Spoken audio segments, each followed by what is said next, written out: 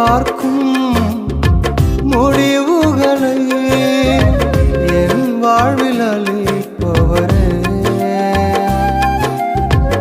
எதிர்பார்க்கும் முடிவு. நானே வழியும் சத்தியமும் ஜீவனுமாயிருக்கிறேன்.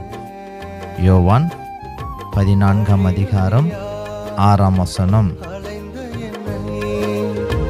கண்டீரே உம் கண்களால் வழியறியா அலைந்த என்னை, கண்டீரே உம் கண்களால்.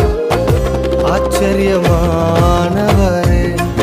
என் வாழ்வின் அதிசயமான